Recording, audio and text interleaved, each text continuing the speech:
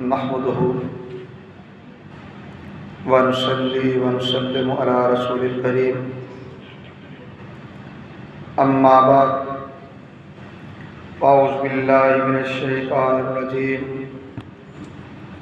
بسم اللہ الرحمن الرحیم ان الذین یؤذون اللہ ورسولہ لعنهم اللہ فی الدنیا والآخرہ وأعد لهم عذابا مہینا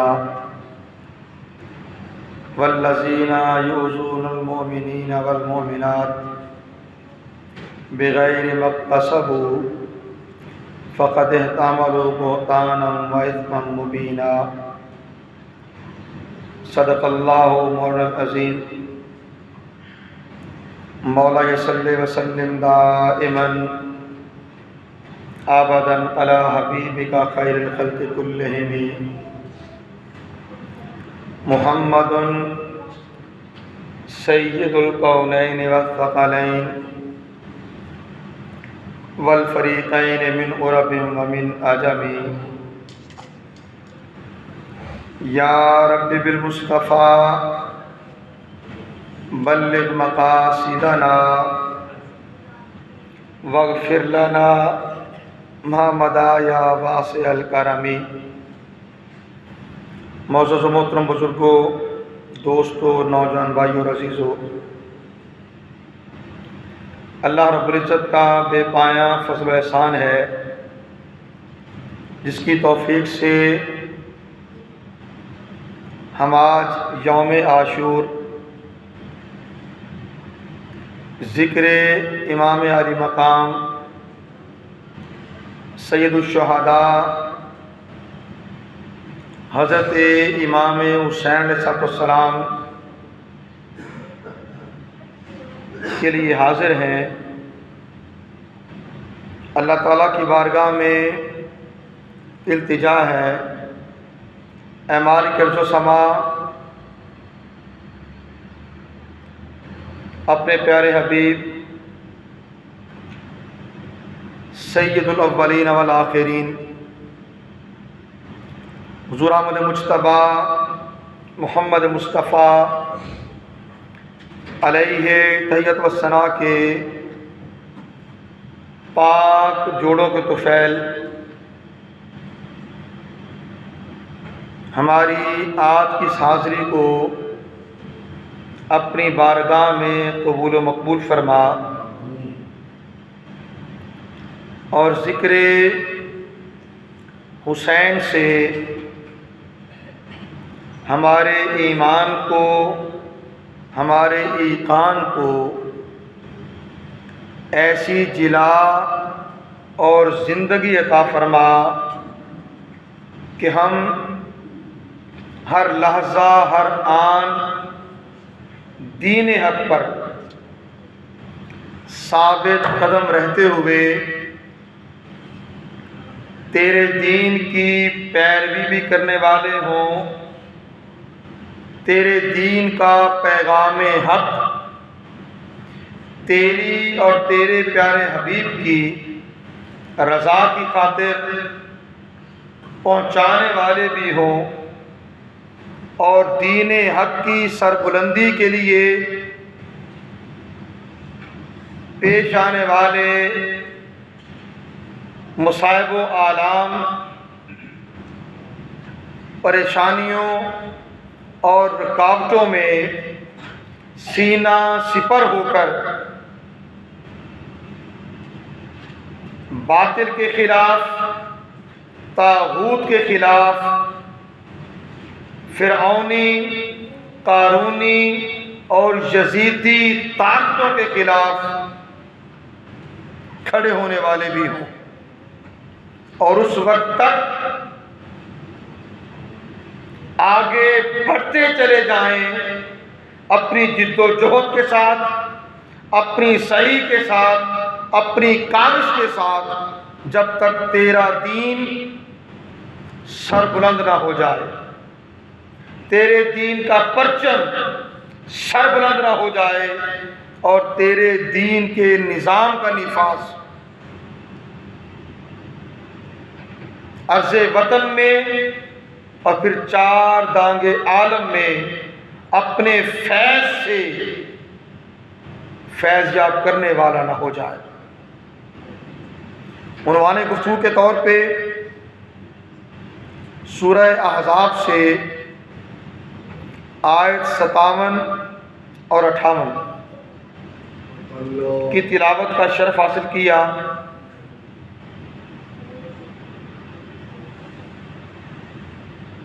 اور اس سے ہمیں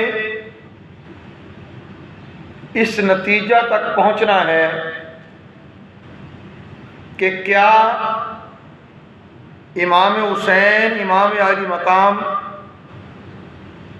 علیہ السلام کی شہادت اللہ اور رسول کو اذیت دینے کا سبب تھی یا نہیں تھی؟ اور اگر اللہ اور رسول کو اذیت دینے کا سبب تھی تو پھر جس نے اذیت دی، جو اذیت کا سبب بنا، اس کے لیے قرآن کا حکم کیا ہے؟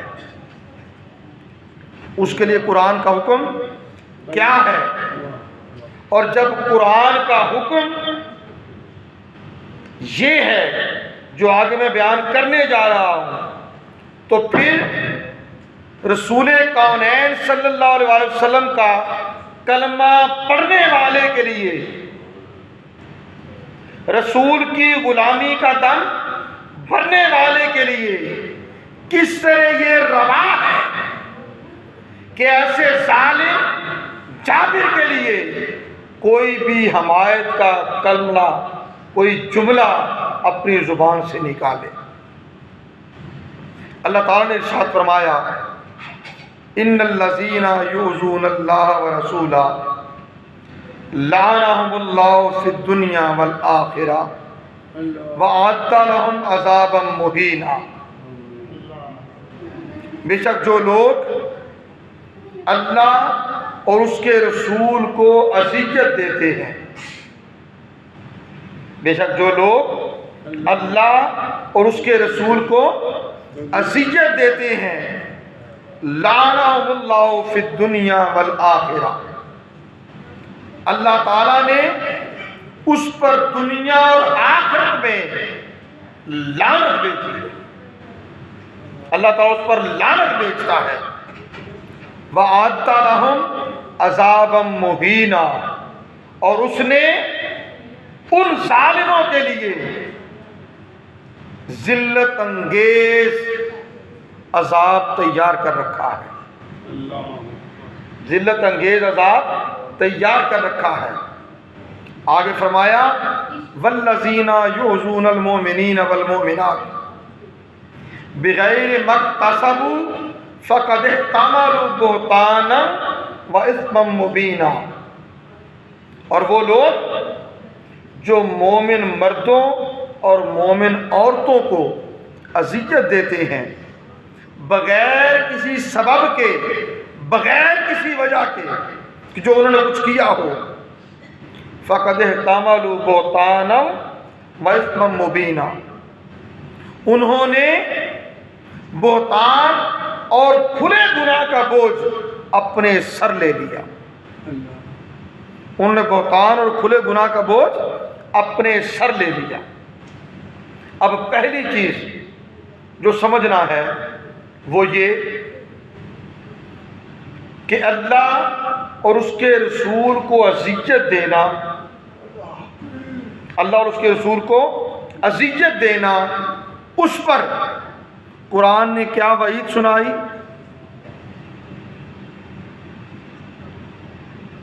عام اہل ایمان، مومنین مومنات، ان کو اذیت دینا، کیا وعید سنائی؟ جو اللہ اور اس کے رسول کو اذیت دے، اللہ اور اس کے رسول کو اذیت دے، قرآن نے کہا لعنہم اللہ فی الدنیا والآخرہ، اللہ تعالیٰ نے اس پر دنیا اور آخرت میں لعنت کی ہے۔ اللہ تعالیٰ دنیا اور آخرت میں اس پر لعنت بھیجتا ہے۔ اور دوسری چیز وَأَعَدَّ لَهُمْ عَذَابًا مُهِينًا، اور اس اللہ نے ان کے لیے ذلت انگیز رسوا کن عذاب تیار کر رکھا ہے۔ ان پر لعنت بھیجتا ہے اللہ تعالیٰ اور ذلت انگیز عذاب تیار کر رکھا ہے۔ اور دوسری طرف جو مومن مردوں اور مومن عورتوں کو اذیت دیتا ہے اس کے لیے کیا فرمایا؟ فَقَدِ احْتَمَلُوا بُهْتَانًا وَإِثْمًا مُبِينًا، بس بے شک انہوں نے بہت بڑا بہتان اور کھلا گناہ اپنے سر لے لیا، اپنے سر لے لیا۔ یہ دو آیات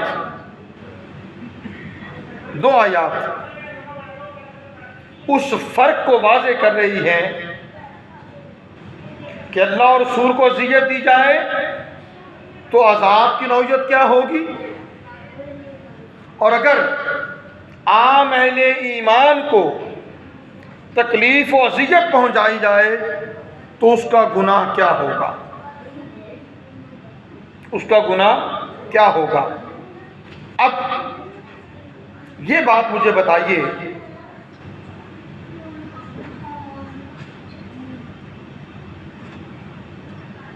کہ امام عالی مقام امام حسین علیہ السلام کہ جن کے لیے رسول کونین صلی اللہ علیہ وآلہ وسلم نے ان کے بچپن سے لے کر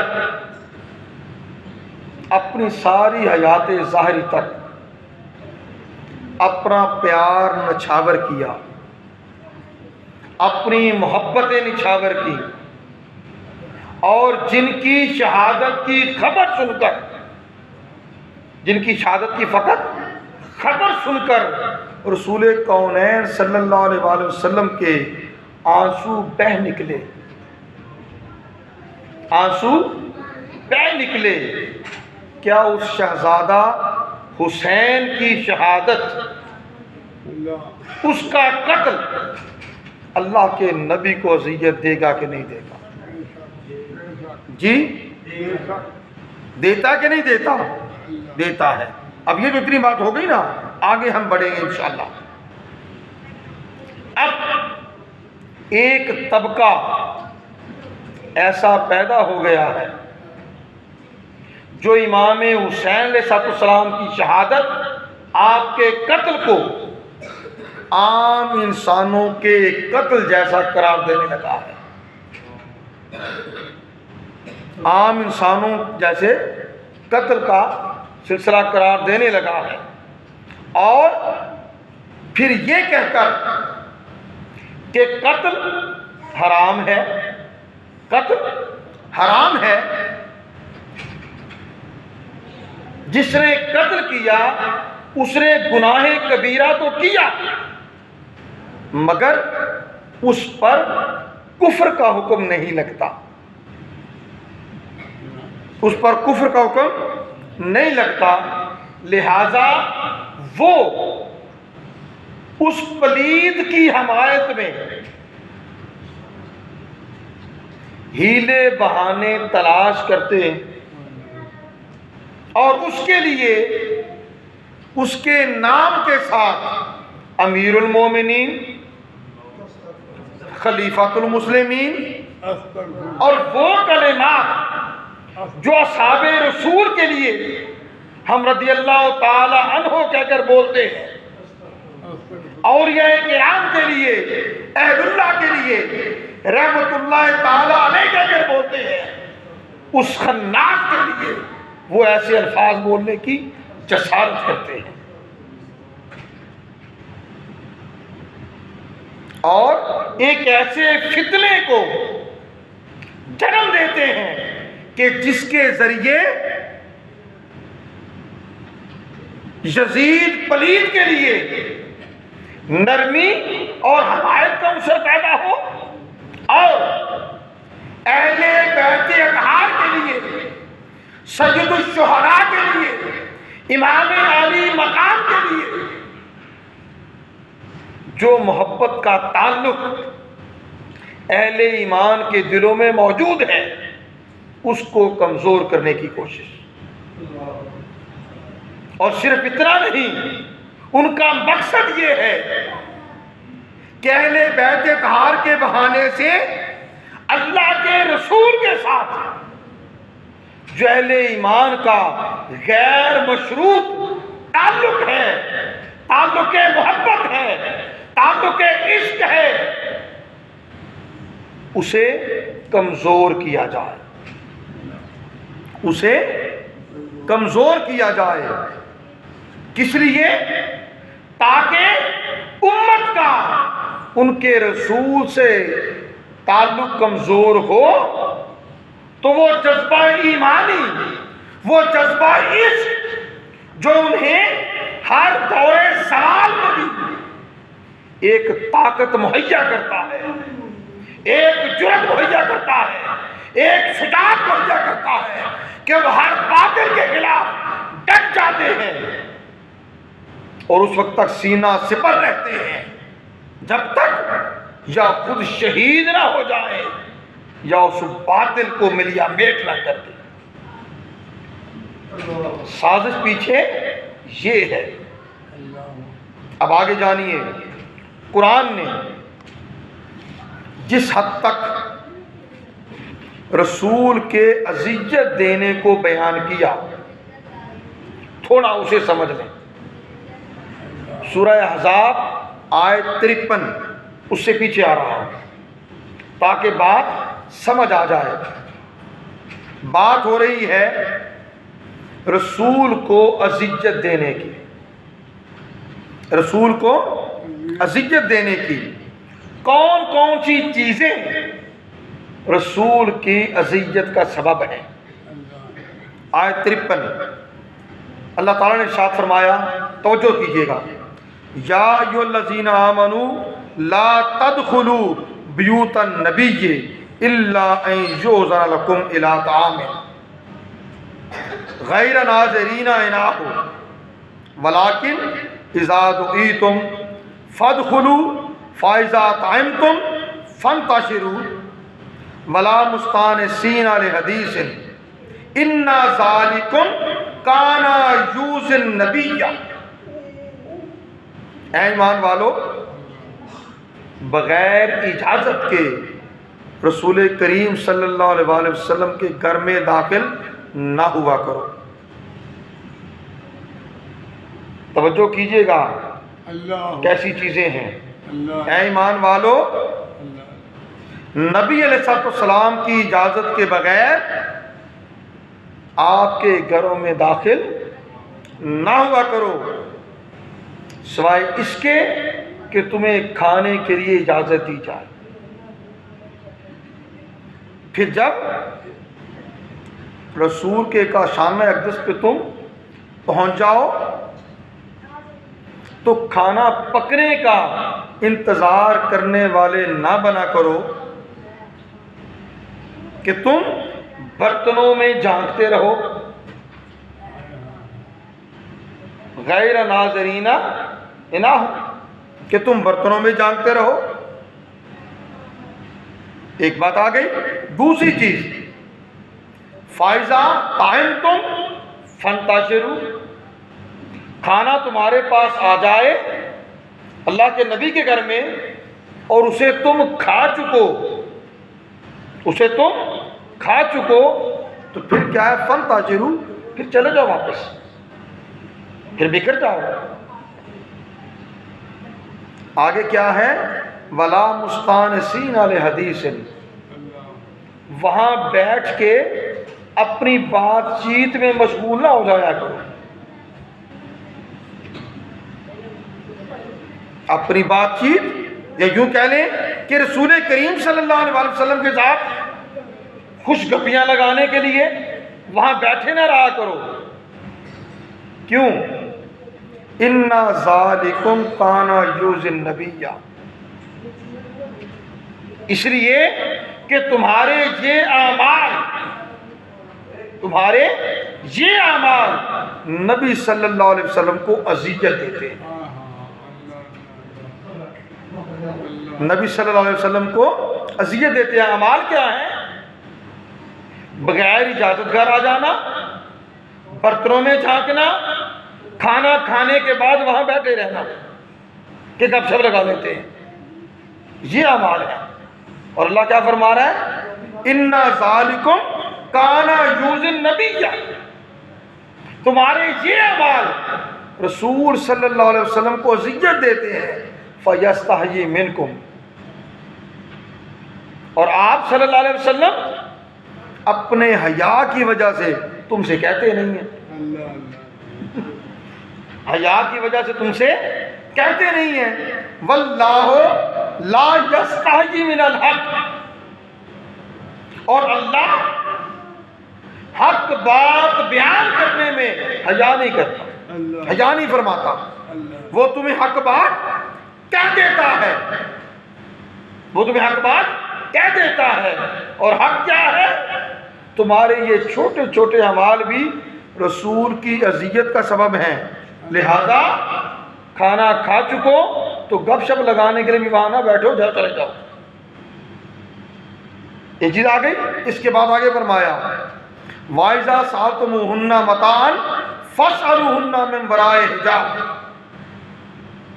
گھر بیٹھے ہوئے، رسول کے گھر بیٹھے ہوئے کوئی چیز لینے کی ضرورت پڑ جاتی ہے اور تم ازواج مطہرات سے اس چیز کا سوال کرتے ہو، کوئی چیز مانگتے ہو، تو وہ بھی پردے کے پیچھے سے مانگو. وہ بھی پردے کے پیچھے سے مانگو. ذالکم اطہر لقلوبکم وقلوبہن. پردے کے پیچھے سے ازواج مطہرات سے سوال کرنا تمہارے دلوں کو بھی زیادہ پاکیزہ رکھے گا اور ان کے دلوں کو بھی زیادہ پاکیزہ رکھے گا. آگے فرمایا وَمَا كَانَ لَكُمْ أَن تُؤْذُوا رَسُولَ اللَّهِ. اور تمہارے لیے کسی طور یہ چیز جائز نہیں ہے کہ تم اللہ کے رسول کو تکلیف دو. گویا اگر پردے کے بغیر ازواج مطہرات سے سوال کرو گے، شاید سب آگے آ جائے، سوال کرو گے تو یہ چیز بھی اللہ کے رسول کو تکلیف دے گی.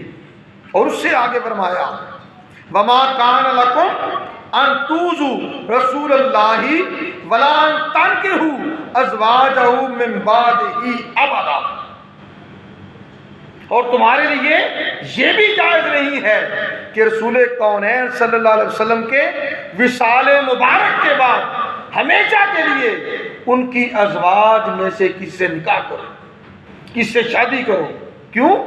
یہ چیز بھی رسول کو تکلیف دے گی. لہذا قیامت تک کے لیے اس چیز کو حرام کر دیا گیا کہ نبی کی ازواج سے کوئی نکاح کرے. فرمایا اِنَّ ذَلِكُمْ كَانَ عِندَ اللَّهِ عَظِيمًا. بے شک یہ اللہ کے نزدیک بہت بڑا گناہ ہے. یہ اللہ کے نزدیک بہت بڑا گناہ ہے.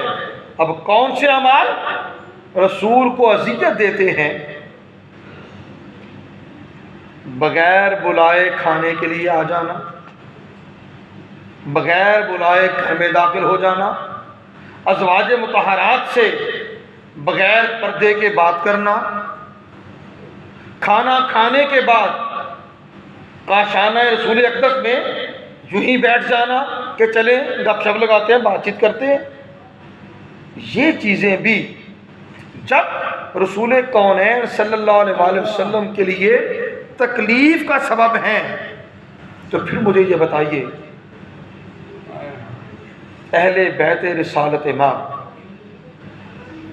جنہیں ریگزار کربلا میں جسمانی تکلیف پہنچائی گئی، ذہنی تکلیف پہنچائی گئی، روحانی اذیت دی گئی، بھوکا پیاسا رکھا گیا، شہید کیا گیا، لاشوں کی بے حرمتی کی گئی، جن کے سروں کو نیزے پہ چڑھایا گیا، جس گھر کی شہزادیوں کو گلیوں بازاروں میں چلایا گیا، کوفہ اور دمشق کے بازاروں میں گھمایا گیا، کیا یہ چیزیں اللہ کے نبی کو اذیت نہیں دیتی؟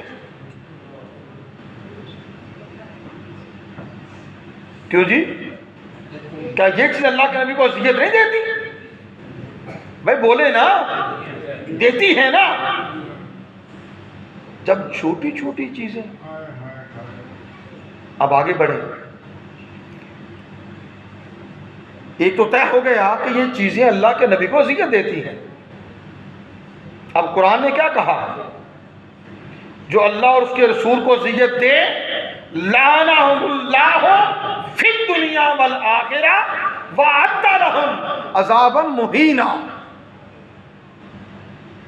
دنیا و آخرت میں اللہ تعالیٰ ان پر لعنت بیچتا ہے، اور اللہ نے ان کے لیے رسوا کن، ذلت انگیز عذاب تیار کر رکھا ہے۔ اور عام اہل ایمان کی بات کریں تو جو عام اہل ایمان مومن مردوں عورتوں کو اذیت دیتا ہے، قرآن نے کہا فَقَدِ احْتَمَلُوا بُهْتَانًا وَإِثْمًا مُبِينًا، انہوں نے بہت بڑا بہتان اور کھلا گناہ اپنے سر لے لیا۔ اب بات سمجھ آ گئی؟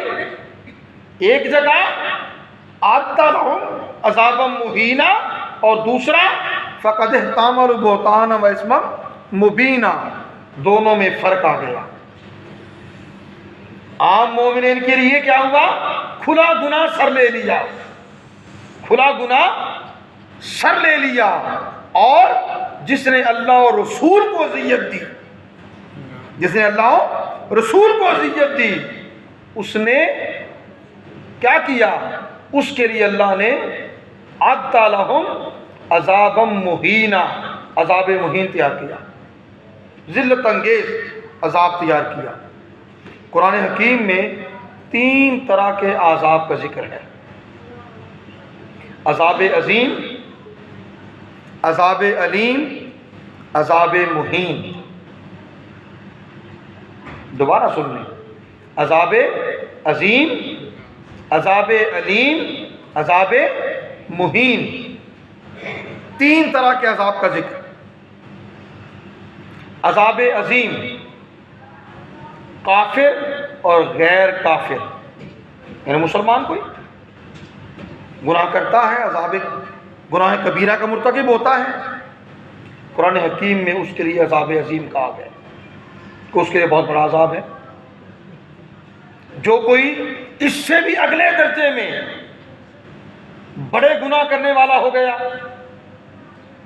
اور اس کے لیے کوئی دردناک، اس سے بھی شدید تر عذاب دینا مقصود ہے، تو وہ بھی کافر ہو یا غیر کافر ہو، عذاب علیم، عذاب علیم، دردناک عذاب۔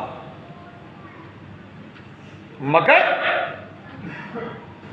عذاب مہین، ذلت میں رسوا کن، ذلیل و رسوا کر دینے والا عذاب، اس کے لیے پورے قرآن حکیم میں جہاں جہاں بھی ذکر آیا، اس سے پیچھے یا کفار کی بات ہوئی یا مشرکین کی بات ہوئی،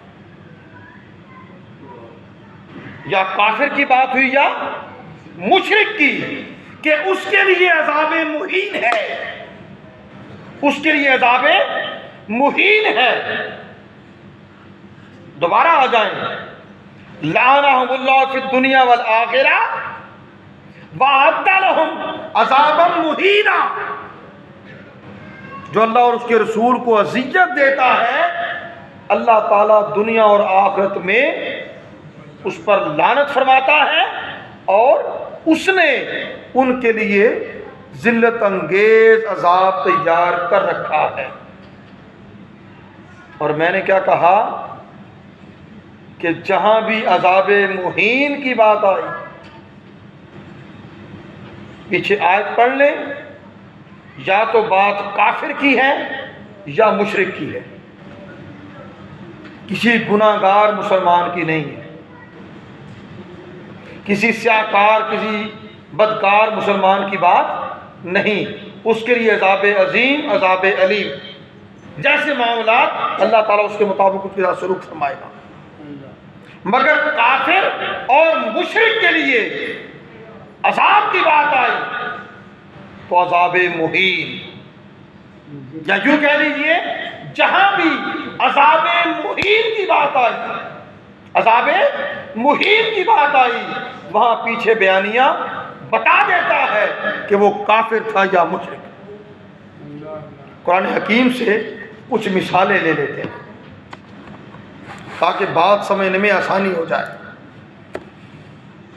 سورہ نساء اللہ تعالیٰ نے ارشاد فرمایا وَأَعْتَدْنَا لِلْكَافِرِينَ عَذَابًا مُهِينًا، آیت نمبر ہے 37. اور ہم نے کافروں کے لیے عذاب مہین تیار کر رکھا ہے. سورہ بقرہ آیت 95 ارشاد فرمایا وَلِلْكَافِرِينَ عَذَابٌ مُهِينٌ، کافروں کے لیے عذاب مہین ہے. سورہ آل عمران آیت 178 میں ارشاد فرمایا وَلَا يَحْسَبَنَّ الَّذِينَ كَفَرُوا، آگے آیت چلا کے وَلَهُمْ عَذَابٌ مُهِينٌ، ان کے لیے دردناک عذاب ہے، ان کے لیے ذلت انگیز عذاب ہے. اور پھر سورہ حج آیت 57 میں ارشاد فرمایا وَالَّذِينَ كَفَرُوا وَكَذَّبُوا بِآيَاتِنَا، وہ لوگ جنہوں نے کفر کیا اور ہماری آیات کو جھٹلایا فَأُولَٰئِكَ لَهُمْ عَذَابٌ مُهِينٌ، یہی تو وہ لوگ ہیں جن کے لیے عذاب مہین ہے. سورہ مجادلہ آیت 16 فرمایا فَصَدُّوا عَن سَبِيلِ اللَّهِ، وہ اللہ کے راستے سے روکتے ہیں فَلَهُمْ عَذَابٌ مُهِينٌ، پس ان کے لیے عذاب مہین ہے. کہنے کا مقصد پورے قرآن میں جہاں جہاں بات عذاب مہین کی آئی، عذاب مہین کی آئی، وہاں کافر اور مشرک اس کا بیانیہ ساتھ ہے، اس کا بیانیہ ساتھ ہے. اس کا معنی کیا ہے کہ عام اہل ایمان اور امام عالی مقام ان دونوں کے قتل میں زمین آسمان کا فرق ہے، ان دونوں پر ظلم میں زمین و آسمان کا فرق ہے. عام اہل ایمان کو تکلیف دینا قرآن نے کہا فقد احتملوا بہتانا واثما مبینا، اور جنہوں نے اللہ اور رسول کو اذیت دی، آپ کہیں گے اللہ کو اذیت کیسے دی؟ بھئی اسی طرح جیسے قرآن نے کہا یا ایھا الذین آمنوا لا تقدموا بین یدی اللہ ورسولہ، اے ایمان والو اللہ اس کے رسول سے آگے نہ بڑھو. بھئی اللہ کوئی مجسم صورت میں تو نہیں کہ یہ کہا جائے کہ ان سے آگے بڑھا جا سکے، وہ تو پاک ہے شکل و صورت سے. اس کے رسول سے آگے بڑھنا اللہ سے آگے بڑھنا ہے. اس کے رسول سے آگے بڑھنا کیا ہے؟ اللہ سے آگے بڑھنا ہے. اور یہاں رسول کو اذیت دینا اللہ کو اذیت دینا ہے. اور رسول کو اذیت جو ریگزار کربلا میں دی گئی وہ امام پاک کے ذریعے دی گئی، امام عالی مقام کے ذریعے دی گئی، آپ کے خانوادے کے ذریعے دی گئی.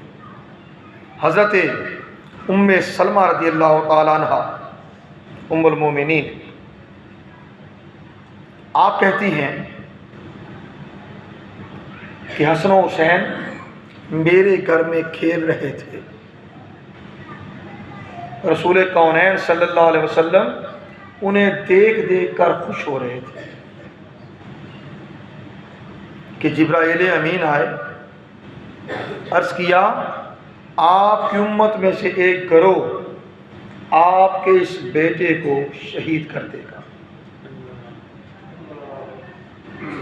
آپ کے اس بیٹے کو شہید کر دے گا، اور اشارہ کیا امام حسین علیہ السلام کی طرف۔ آقا نے فرمایا میرے اس بیٹے کو؟ جبرائیل نے کہا کہ ہاں آپ کے اس بیٹے کو۔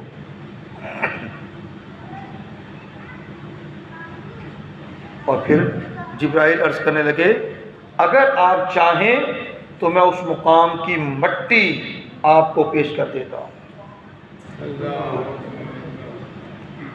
رسول کونین صلی اللہ علیہ وآلہ وسلم نے جب یہ سنا کہ میرے اس بیٹے کو شہید کر دیا جائے گا، آقا کے آنکھوں سے آنسو جاری ہو گئے۔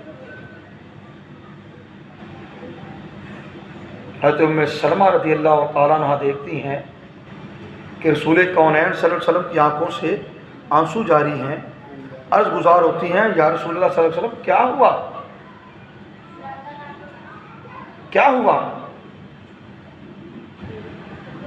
تو رسول کونین صلی اللہ علیہ وآلہ وسلم جبرائیل امین نے جو خبر دی تھی وہ خبر ام المومنین حضرت ام سلمہ کو سناتے ہیں۔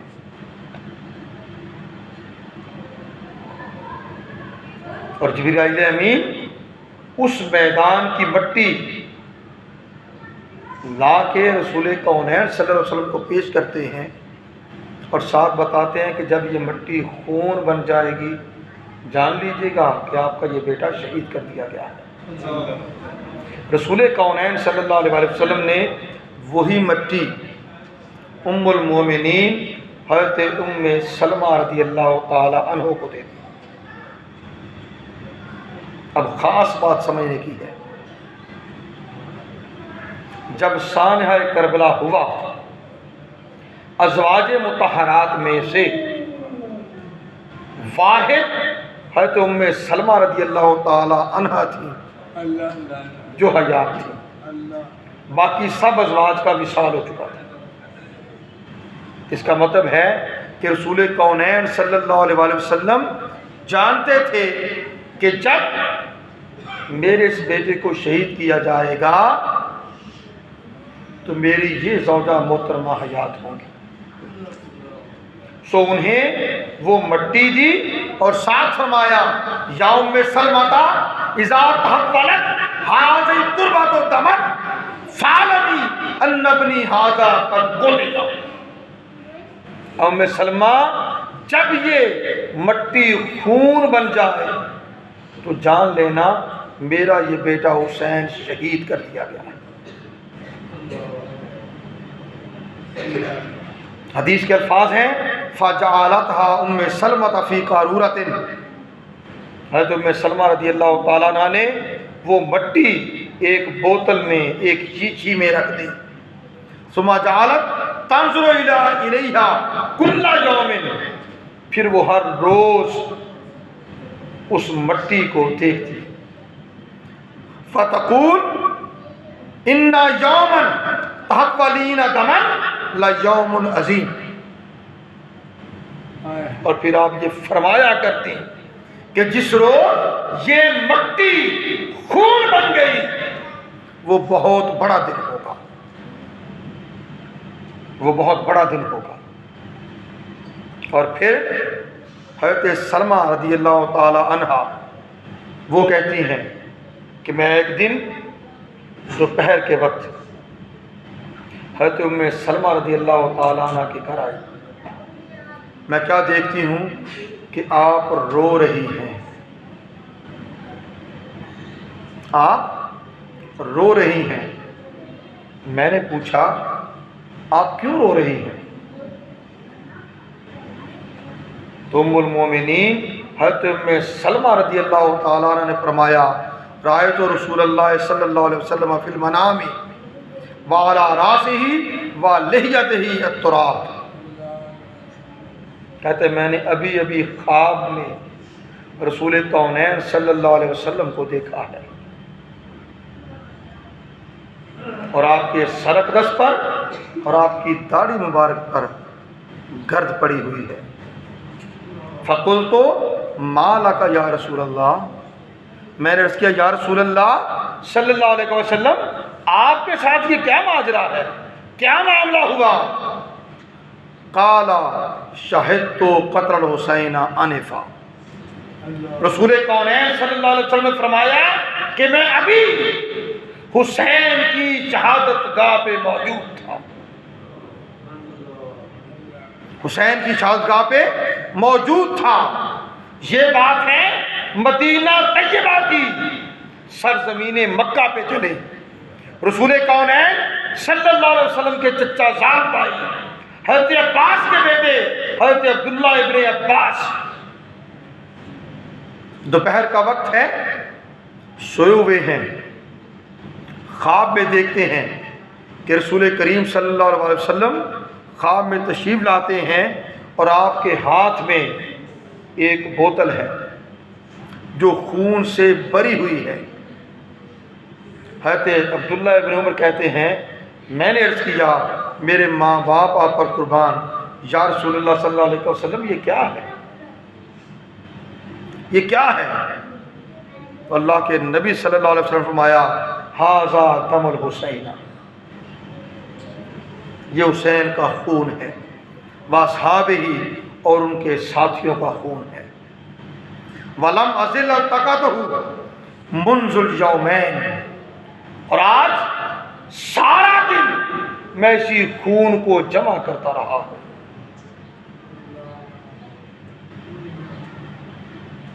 آج سارا دن میں اسی خون کو جمع کرتا رہا ہوں۔ اب بتائیے وہ رسول جسے امام حسین علیہ السلام کا ایک لمحہ کو رونا بھی گوارا نہیں، کیا کہا؟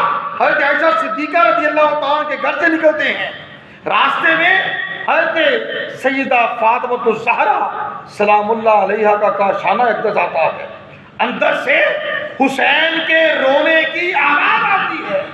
آقا ٹھہر جاتے ہیں اور فرماتے ہیں فاطمہ اے میری بیٹی حسین کو رونے نہ دیا کر،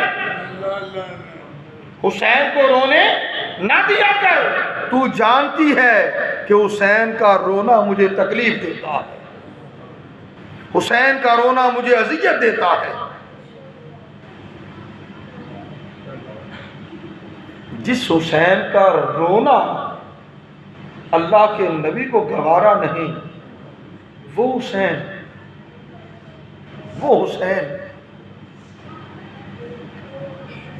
کربلا کے ریگزار میں شہید ہو جائے،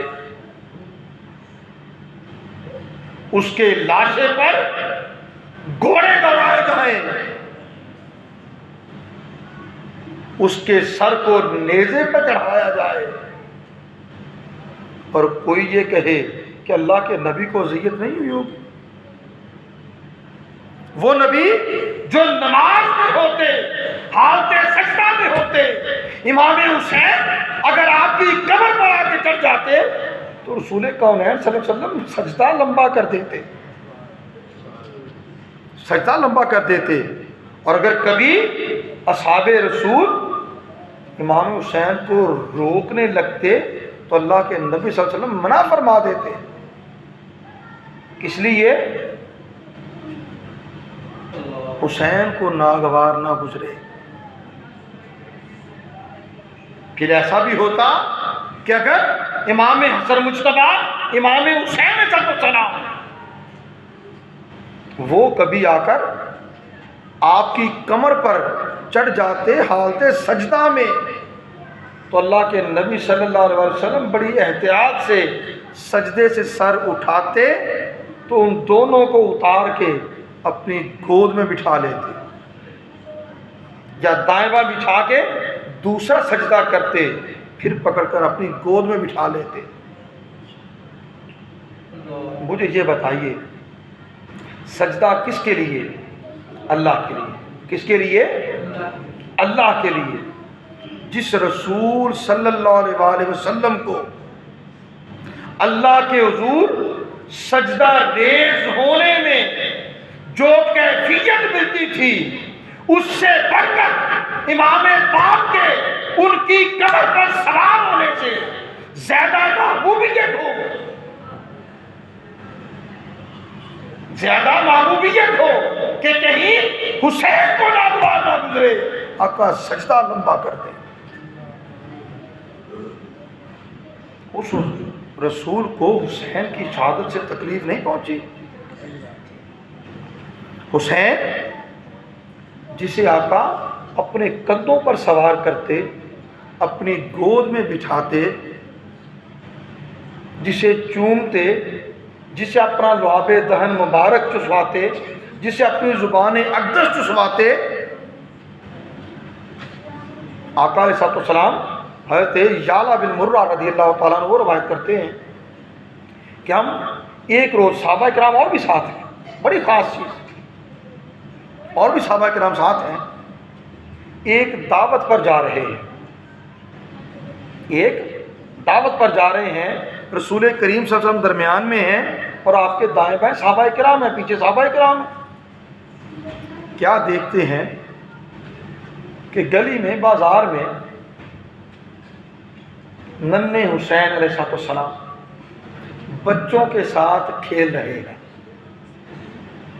اب توجہ کیجئے گا، بچوں کے ساتھ کھیل رہے ہیں۔ رسول کونین صلی اللہ علیہ وسلم اپنے پیار میں باقی صحابہ سے آگے بڑھتے ہیں اور یوں ہاتھ پھیلا لیتے ہیں، یوں ہاتھ پھیلا لیتے ہیں، اور امام حسین علیہ السلام اپنے نانا کو دیکھ کر دوڑ لگا دیتے ہیں، اپنے نانا کو دیکھ کر دوڑ لگا دیتے ہیں، کبھی دائیں ہوتے ہیں کبھی بائیں ہوتے ہیں، کبھی دائیں ہوتے ہیں کبھی بائیں ہوتے ہیں، اور اللہ کے رسول جدھر حسین جاتا ہے ہاتھ پھیلائے ہوئے اسی طرح گھومتے جا رہے ہیں ساتھ ساتھ۔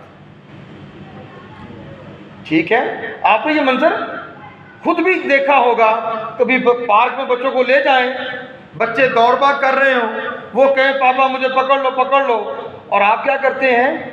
فوراً نہیں پکڑتے، فوراً نہیں پکڑتے، کیا کرتے ہیں؟ اسے دوڑاتے بھی ہیں اور ساتھ ساتھ یوں ظاہر کرتے ہیں کہ بس میں پکڑنے والا ہوں، میں پکڑنے والا ہوں۔ ایسا ہے کہ نہیں؟ ہے کہ نہیں؟ ہماری اوقات کیا؟ ہم اپنے بچوں سے جو پیار کرتے ہیں، وہ تاجدار کائنات، ریاست مدینہ کے سربراہ، مختار کل، ساری کائنات جن کے لیے بنائی گئی، آقا حسین کو پکڑنا ظاہر کرتے ہوئے اس کے پیچھے پیچھے یوں ہاتھ کیے جا رہے ہیں۔ حدیث کے الفاظ ہیں، حسین کبھی دائیں ہوتے کبھی بائیں ہوتے اور دوڑتے، آقا بھی اس کے پیچھے پیچھے دوڑ رہے ہیں، یہاں تک کہ یوں کہہ لیں کہ جب حسین تھک گئے، بچے ہیں نا، تھک گئے، آقا علیہ السلام نے ان کو پکڑ لیا اور اپنے سینے سے لگا لیا، اپنے سینے سے لگا لیا، ان کے رخسار چومے، اپنی زبان ان کے منہ میں ڈال دی۔ اب صحابہ کرام یہ سارا منظر دیکھ رہے ہیں کہ آقا کیا کر رہے ہیں، اور پھر کیا ہے؟ آقا صحابہ کی طرف دیکھ کے فرماتے ہیں، حسین منی وانا من الحسین، حسین مجھ سے ہے اور میں حسین سے ہوں، حسین و صبت من الاسباط، حسین میرے نواسوں میں سے ہے۔ پھر آقا کچھ اور تعریفی اور محبت بھرے الفاظ ان کے لیے بیان کرتے ہیں۔ اب صرف چند کلمات اور عرض کرنا چاہوں گا، 2 احادیث اور پھر کچھ وہ بات جس سے براہ راست احادیث نبوی کی روشنی میں نشاندہی ہو جائے کہ جس نے امام پاک پر ظلم کیا اللہ کے نبی نے پہلے اس کو بیان کر دیا تھا، پہلے اس کو بیان کر دیا تھا۔ پہلے محبت کی بات ہو جائے، رسول کونین صلی اللہ علیہ وسلم نے حسنین کریمین کی نسبت فرمایا من احبہما احببتہ، جس نے ان دونوں سے محبت کی میں نے اس سے محبت کی، ومن احببتہ احبہ اللہ، اور جس سے میں نے محبت کی اس سے اللہ نے محبت کی، ومن احبہ اللہ ادخلہ جنات النعیم، اور جس سے اللہ نے محبت کی وہ اسے جنت نعیم میں داخل فرمائے گا، وہ اسے جنت نعیم میں داخل فرمائے گا۔ ایک بات ہو گئی۔ اس کے بعد حضرت اسامہ بن زید رضی اللہ تعالیٰ عنہ وہ روایت کرتے ہیں اور جامع ترمذی کی حدیث ہے،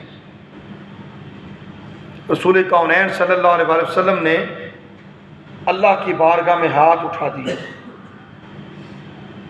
اللہ کی بارگاہ میں ہاتھ اٹھا دیے، عرض کیا اللہم انی احبہما، اے اللہ میں حسن و حسین سے محبت کرتا ہوں، فاحبہما، اے اللہ تو بھی ان دونوں سے محبت فرما، واحب میں یحبہما، اور اے اللہ جو کوئی ان دونوں سے محبت کرے تو اس سے بھی محبت فرما۔ تمہیں مبارک ہو، اے حسین کی محبت میں سر دھلنے والوں، حسین کی محبت میں کیمرے والوں، حسین کی محبت میں رونے والوں، حسین کا ذکر سن کے اپنے دلوں کو جلا بخشنے والوں، تمہیں مبارک ہو، تم حسین سے محبت کرتے ہو، اللہ تم سے محبت کرتا ہے، اللہ تم سے محبت کرتا ہے، کیوں کہ تم حسین سے محبت کرتے ہو۔ اب دوسری چیز اللہ کے نبی صلی اللہ علیہ وسلم نے ارشاد فرمایا من ابغضہما ابغضنی، جس نے ان دونوں سے بغض رکھا اس نے مجھ سے بغض رکھا، ومن ابغضنی ابغضہ اللہ، جس نے مجھ سے بغض رکھا اس نے اللہ سے بغض رکھا، ومن ابغضہ اللہ ادخلہ النار، اور جس سے اللہ تعالیٰ پھر بغض رکھے وہ اسے جہنم میں داخل کرے گا، وہ اسے آگ میں داخل کرے گا۔ اب مجھے یہ بتائیے کہ کیا امام پاک کے ساتھ جو سلوک کیا گیا، اہل بیت رسول کے ساتھ جو سلوک کیا گیا وہ بغض نہیں ہے، وہ عناد نہیں ہے، کیا اسے محبت کہا جائے گا؟ بتائیں نا، بغض ہے کہ نہیں؟ جب وہ بغض ہے، مستدرک حاکم کی حدیث جو صحیحین کے اصول پر انہوں نے طے کی، وہ کہتے ہیں اللہ انہیں آگ میں ڈالے گا، اللہ اس سے بغض رکھے گا، اللہ کا رسول اس سے بغض رکھے گا۔ تو کیا وہ سب لوگ جہنمی ہوں گے یا نہیں ہوں گے؟ جی، اللہ کے رسول کو اذیت انہوں نے دی یا نہیں دی؟ جی دی۔ تو پھر یزید کیسے کافر نہ ہوگا؟ اس کی حوالی کیسے کافر نہ ہوں گے؟ ایسوں کی تو توبہ بھی قبول نہیں ہوتی جو اللہ کے نبی کو اذیت دینے والے، جو اللہ کے نبی کو اذیت دینے والے ہوں۔ یہ تو یہ معاملہ ہے نا، سورہ حجرات پڑھیں، دوسری آیت، یا ایھا الذین آمنوا لا ترفعوا اصواتکم فوق صوت النبی ولا تجہروا لہ بالقول کجہر بعضکم لبعض ان تحبط اعمالکم وانتم لا تشعرون۔ اے ایمان والو، نبی صلی اللہ علیہ وسلم کی آواز سے اپنی آواز کو اونچا نہ کرو، نبی کی آواز سے اپنی آواز کو اونچا نہ کرو، اور انہیں ایسے نہ بلاؤ جیسے تم آپس میں ایک دوسرے کو بلاتے ہو۔ صحابہ کرام یوں ہی نہیں کہتے تھے فدا کا ابھی امی یا رسول اللہ، آقا میرے ماں باپ آپ کو قربان، پہلے ماں باپ کو قربان کرتے اور پھر عرض کرتے یا رسول اللہ ہمارا یہ سوال ہے۔ تو انہیں یوں نہ بلاؤ جیسے تم آپس میں ایک دوسرے کو بلاتے ہو۔ کیوں؟ اگر ایسا کرو گے ان تحبط اعمالکم، کہیں ایسا نہ ہو تمہاری زندگی کے سارے اعمال غرق چلے جائیں، تباہ و برباد ہو جائیں، ضائع ہو جائیں، وانتم لا تشعرون، اور تمہیں اس کا شعور بھی نہ ہو۔ شعور کیوں نہ ہو؟ شعور ہوگا تو ندامت ہوگی، پشیمانی ہوگی، شرمندگی ہوگی، معافی کی طرف بڑھو گے، توبہ کی طرف بڑھو گے۔ لیکن چونکہ جسارت بارگاہ مصطفیٰ کی ہے، اور جس نے بارگاہ مصطفیٰ کی بے ادبی کی، بارگاہ مصطفیٰ میں جسارت کی، بارگاہ مصطفیٰ میں گستاخی کی، اللہ تعالیٰ اس کی توبہ بھی قبول نہیں کرتا، اس کی توبہ بھی قبول نہیں کرتا۔ اس کے لیے توبہ کے دروازے ہمیں جا کر یہ بند ہو جاتے ہیں، سو پہلے مرحلے میں ہی اس کا یہ شعور ہی سلب ہو جاتا ہے کہ اس نے کیا گمراہ مچا دیا، اس نے کیسی بدبختی کر لی، کیسی بدنصیبی کر لی۔ نہ وہ شعور کے دروازے تک پہنچے، نہ توبہ تک جائے۔ اللہ شعور ہی سلب کر لیتا ہے۔ کیوں؟ رسول کی بے ادبی کی، رسول کی بے ادبی کی۔ پھر ایسے شخص کی توبہ بھی قبول نہیں ہوتی۔ اب چند روایات صرف اس حوالے سے آ جائیں کہ اللہ کے نبی صلی اللہ علیہ وآلہ وسلم نے براہ راست خود نام لے کر اس سنہ ہجری کا بھی بتا دیا، مقام کا بھی بتا دیا، اس ظالم جابر کافر کا بھی بتا دیا کہ کون ہوگا۔ حضرت ابی ہریرہ رضی اللہ عنہ سے روایت ہے، کہتے ہیں حفظت من رسول اللہ صلی اللہ علیہ وسلم وآئین، میں نے رسول کریم صلی اللہ علیہ وسلم سے 2 طرح کا علم حاصل کیا۔ فاما احدہما فبسطتہ، ان میں سے ایک علم وہ ہے جسے میں نے پھیلا دیا، جسے میں نے بیان کر دیا۔ واما الآخر، جہاں تک بات دوسرے علم کی ہے، فلو بسطتہ قطع ھذا البلعوم، اگر میں اسے بیان کر دوں تو میری یہ گردن اڑا دی جائے، اگر میں اسے بیان کر دوں تو میری یہ گردن اڑا دی جائے۔ پھر میں عربی چھوڑ دیتا ہوں، صرف ترجمے کی طرف آ جاتا ہوں تاکہ تھوڑے وقت میں بات مکمل ہو جائے۔ حضرت ابو ہریرہ رضی اللہ عنہ روایت کرتے ہیں کہ رسول کونین صلی اللہ علیہ وسلم فرمایا کہ میرے دین میں سب سے پہلے جو فساد بپا ہوگا وہ صفہائے قریش کے لونڈوں کی وجہ سے ہوگا۔ اور حضرت ابو ہریرہ فرماتے ہیں لو شئت لاسمیہم باسمائہم، اگر میں چاہوں تو میں ان کے نام لے کے بتا دوں کہ فلاں فلاں فلاں فلاں اور فلاں ہے، مگر ابن بطال کہتے ہیں فخشی علی نفسہ فلم یسرہ، انہیں اپنی جان کا خوف لاحق ہوا سو انہوں نے بیان نہیں کیا۔ حضرت ابو ہریرہ رضی اللہ تعالیٰ عنہ وہ صحابی رسول ہیں جن کا وصال 59 ہجری میں ہوا۔ وہی روایت کرتے ہیں رسول کونین صلی اللہ علیہ وسلم نے ارشاد فرمایا تعوذ باللہ من راس الستین و امارت الصبیان، اللہ تعالیٰ سے پناہ مانگا کرو 60 ہجری کے آخر پہ اور لونڈوں کی حکومت سے۔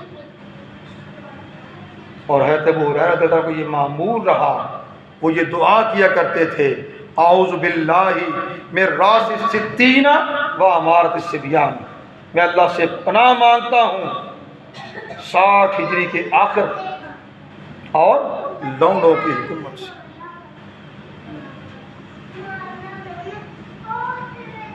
چنانچہ 60 ہجری میں یزید تخت نشین ہوا، اللہ نے حضرت ابو ہریرہ کی دعا قبول کی اور 59 ہجری میں ان کا وصال ہو گیا۔ 59 ہجری میں ان کا وصال ہو گیا۔ حضرت ام سلمہ رضی اللہ تعالیٰ عنہ وہ روایت کرتی ہیں کہ رسول کریم صلی اللہ علیہ وسلم نے ارشاد فرمایا یقتل حسین ابن علی رضی اللہ تعالیٰ عنہما علی راس 60 میں مہاجرتی، فرمایا میری ہجرت کے 60ویں سال کے آخر میں حسین ابن علی کو شہید کر دیا جائے گا۔ زمانہ آ گیا، یہ 60 ہجری ختم ہوئی، محرم الحرام 61 ہجری۔ آقا نے ارشاد فرمایا لا یزال امر امتی قائما بالقسط حتی یسلمہ رجل بنی امیہ یقال لہ یزید، فرمایا میری امت کا معاملہ انصاف پر قائم و دائم رہے گا یہاں تک کہ انصاف کے اس معاملے کو برباد کرے گا وہ شخص جو بنی امیہ سے ہوگا اور اس کا نام یزید۔ پھر آقا علیہ السلام نے فرمایا، حضرت ابی ذر رضی اللہ عنہ روایت کرتے ہیں، کہتے ہیں میں نے رسول کریم صلی اللہ علیہ وسلم سے سنا یقول اول من یبدل سنتی رجل من بنی امیہ یقال لہ یزید، کہ میری سنت کو سب سے پہلے جو شخص بدلنے والا ہوگا وہ بنی امیہ سے ہوگا اور اس کا نام یزید ہوگا، اور اس کا نام یزید ہوگا۔ اب مجھے یہ بتائیے کہ اللہ کے نبی صلی اللہ علیہ وسلم نے مقام بتا دیا، مختلف روایات کے مطابق عراق، میدان طف، کربلا، نیلوا، یہ سارے اسی خطے کے نام ہیں، مختلف روایات میں آ گئے۔ مقام بتا دیا، سن ہجری بتا دیا، اس بدبخت کا نام بتا دیا جو حسین علیہ السلام کی شہادت کا سبب بنے گا، جس کے حکم سے امام پاک اور آپ کے اہل بیت کو شہید کیا جائے گا۔ تو پھر یہ بتائیے کیا کوئی کمی رہ گئی یہ بتانے میں کہ یزید کافر، کہ یزید نے اپنے کفر کے سبب اللہ کے نبی کو تکلیف دی، آپ کے خانوادے کو شہید کر کے؟ امام حسین علیہ السلام، علی اکبر، حضرت قاسم، حضرت عباس، حضرت علی اصغر، حضرت حسن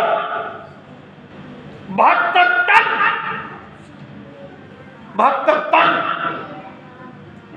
ریگزار کربلا میں شہید ہو گئے۔ یہ یزید کی حکومت کا پہلا سال ہے، یزید کی حکومت کا پہلا سال ہے۔ دوسرا سال آیا تو اس نے 30,000